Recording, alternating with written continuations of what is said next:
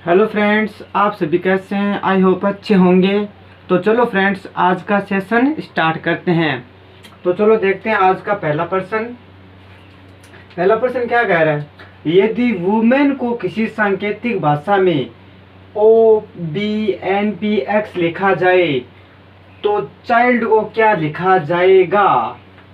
चलो इस प्रश्न को हम करके देखते हैं। इसने क्या बोला, वुमेन को ये लिखा जाता है OBNPX, तो चाइल्ड को क्या लिखा जाएगा? WOMAN वुमेन है, इसको क्या लिखा जा रहा है? OBNPX लिखा जा रहा है। तो पहले आप इनकी संख्या लिख लीजिए। ये 23 पर आता है, ये 15 पर आता है, ये 13 पर, और ये 1 पर, ये 14 पर। इसका मान है 15, इसका 2, इसका 14, और इसका 16, और इसका 24। पहले आपने मान लिख लिया। फिर देखिए इस n में 1 प्लस किया इसने, तो क्या लिख दिया? 15 लिख दिया। फिर इसमें 1 प्लस किया तो ये लिख दिया।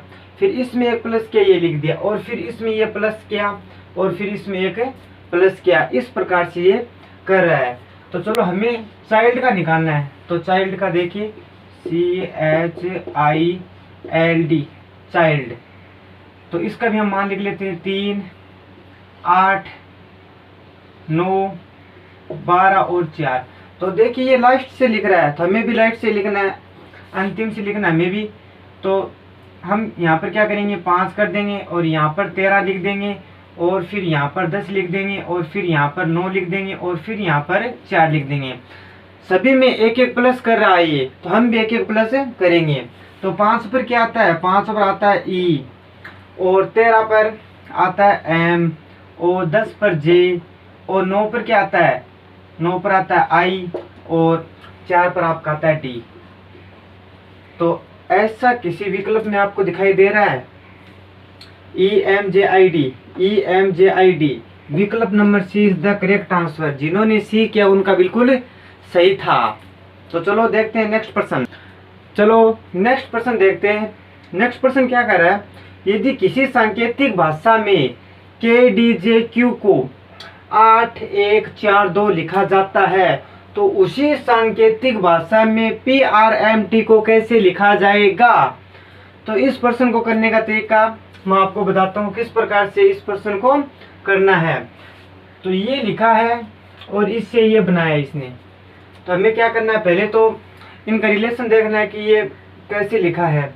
तो हम लिखते हैं KDJQ। अब आपको करना क्या है, पहले इनका मान लिखना है। K का मान 11 है, D का मान 4 है, J का मान 10 है, और Q का मान 17 है। अब आपको इनको प्लस करना है, जो एक एक डिजिट है ना उनको जोड़ना है। तो 11 इनको जोड़ेंगे तो आप 2 हो जाएगा, और ये 4 का 4 रह जाएगा। इनको जोड़ेंगे तो ये 1 हो जाएगा, और इनको जोड़ेंगे तो 8 हो जाएगा। तो अब ये कर क्या रहा है, 8, यानी इधर से इधर लिख रहा है। लास्ट की संख्या को पहले लिख रहा है, फिर इसने क्या लिखा, 1 लिखा, फिर इसने 4 लिखा, फिर इसको 2 लिख दिया। इस प्रकार से इसने किया है। तो हम भी आगे क्या करेंगे, इस प्रकार से ही करेंगे। तो हमारे पास ये इसका हमें निकालना है PRMT का। तो PRMT, अब इनका सबसे पहले आपको करना क्या है, मान लिखना है। तो मान लिखेंगे तो इनका मान है 16, इसका मान है 18, और इसका मान है 13, और इसका मान है 20। तो पहले क्या करोगे, आप जोड़ दोगे इनको। तो इनको जोड़ोगे तो ये हो गए 7, इनको जोड़ोगे तो ये हो गए 9, और इनको जोड़ोगे तो ये हो गए 4, और इनको आप जोड़ोगे तो ये हो गए। तो लास्ट का मान आपको क्या करना है, सबसे पहले लाना है। तो पहले लाएंगे, इतना है, पहले लाएंगे तो यहाँ पे लिखेंगे 2, फिर उसके बाद में 4, उसके बाद में 9, और उसके बाद में 7। 2, 4, 9, 7 ऐसा आपको किस विकल्प में दिखाई दे रहा है? 2, 4, 9, 7। Option number B is the correct answer. जिन्होंने बी किया है उनका बिल्कुल करेक्ट आंसर है। चलो नेक्स्ट प्रश्न देखते हैं फ्रेंड्स। नेक्स्ट प्रश्न देखते हैं। नेक्स्ट प्रश्न क्या कह रहा है, दी गई श्रृंखला में से लुप्त संख्या ज्ञात करें।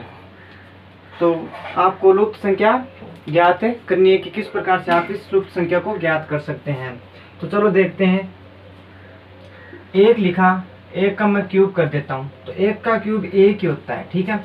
2 का जब मैं क्यूब करूँगा तो 2 का क्यूब होता है 8 है, और जब मैं 3 का क्यूब करूँगा तो 3 का क्यूब होता है 27, और 4 का जब मैं क्यूब करूँगा तो 4 का क्यूब होता है 64, और 5 का जब मैं क्यूब करूँगा तो 5 का होता है 125, और क्यूब 6 का क्यूब होता है 216।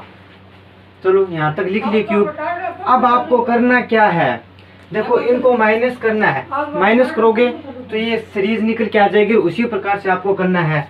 1 का जब 1 में से 1 जाएगा तो क्या बन जाएगा 0, ठीक है। फिर 8 में से आप 2 निकाल दोगे तो बच गए 6, और जब 27 में से आप 3 निकालोगे तो क्या आ जाएगा 24, और 64 में से आप जब 4 निकालोगे तो हो जाएंगे आपके 60, और 125 में से आपको 5 माइनस करने हैं तो आपके पास बचेंगे 120, और आपको 6 माइनस करने हैं यहाँ पर, तो यहाँ पर बचेंगे 210। इस प्रकार से इसने क्या किया, पहले तो इन्होंने क्यूब किए, फिर इन्हीं संख्याओं को क्या किया, माइनस कर दिया। अब उसी प्रकार से हमें अगला पद ज्ञात करना है। तो अगला पद ज्ञात करने के लिए हमने यहाँ से क्या किया, 1 2 3 और 4 5 और 6 तक हमने क्यूब किया। तो आगे आने वाली संख्या क्या आएगी, 7 आएगी। तो हमें 7 का क्यूब करना है। जब आप 7 का क्यूब करोगे तो 7 का क्यूब होता है 343, और 343 में से आप 7 माइनस कर दोगे, तो 7 माइनस कर दोगे तो आपको प्राप्त होंगे 336। 336 आपको किसी भी विकल्प में दिखाई दे रहे हैं? हाँ जी, option number C is the correct answer. जिन्होंने सी किया उनका बिल्कुल सही था। तो इस प्रकार से आप इस नंबर सीरीज के क्वेश्चन को हल कर सकते हो। चलो देखते हैं नेक्स्ट प्रश्न। तो आओ इस प्रश्न को भी हम हल करते हैं।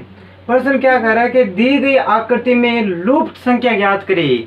यानी जो यहाँ पर क्वेश्चन मार्क है ना, यहाँ पर 4 ऑप्शन में से क्या संख्या आएगी वो आपको निकालनी है। तो आप कैसे निकालोगे, तो चलो देखते हैं इस प्रश्न को। क्या करना आपको, ये 4 है, इस 4 का क्या करना आपको, क्यूब करना है। 4 का आप क्यूब करोगे तो कितना हो जाएगा, 64 हो जाएगा, ठीक है। और 5 का आपको वर्ग करना है, तो 5 का वर्ग होगा 25। इन दोनों संख्याओं को आप प्लस कर दोगे तो क्या आ जाएगा, 9 और 8 यानी 89 आ जाएगा, ठीक है। उसी प्रकार से यहाँ पर अप्लाई करना आपको। 3 का क्या करना है, क्यूब, तो 27 आ जाएगा, और 4 का वर्ग करना आपको, ये हो जाएगा 16। अब इनको आप प्लस करोगे तो यहाँ पर 43 आ जाएगा, ठीक है। ये 43 आप इसी प्रकार से अप्लाई आपको यहाँ पर करना है। आपको क्या करना है, 1 का क्यूब करना है। 1 का क्यूब 1 ही होता है, और 2 का आपको 2 का वर्ग करना है। तो 2 का वर्ग करोगे तो 2 का वर्ग कितना होता है, 4, और इन दोनों को क्या करोगे, प्लस कर दोगे तो क्या हो जाएगा। Option number C is the correct answer. जिन्होंने सी किया उनका बिल्कुल सही था। यहाँ पर क्या 5 आ जाएगा। चलो नेक्स्ट प्रश्न देखते हैं। अगला प्रश्न आपके सामने है। अगला प्रश्न क्या कह रहा है, नीचे दी गई आकृति में आयत कितने हैं। आपसे आयत पूछे हैं। ये जो आकृति है इसमें आपको बताने हैं आयत कितने हैं।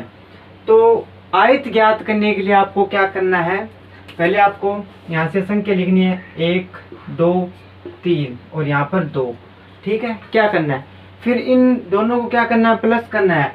कहने का मतलब ये है कि 1 और 2 यहाँ पर हो जाएंगे 3, और 3 ही है आगे, तो 3 + 3 बराबर में क्या हो जाएंगे, 6, ठीक है। और उसी प्रकार इसको करना है, 1 और 2 3 हो जाएंगी, ठीक है।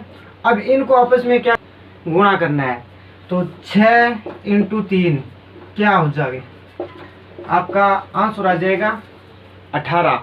और 18 किस ऑप्शन में, 18 है आपका बी ऑप्शन में। तो जिन्होंने बी ऑप्शन किया उनका बिल्कुल सही था। इस प्रकार से आप आयत निकाल सकते हैं।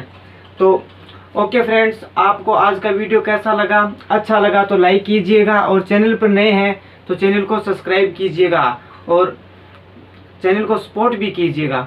ओके, मिलते हैं नेक्स्ट वीडियो में।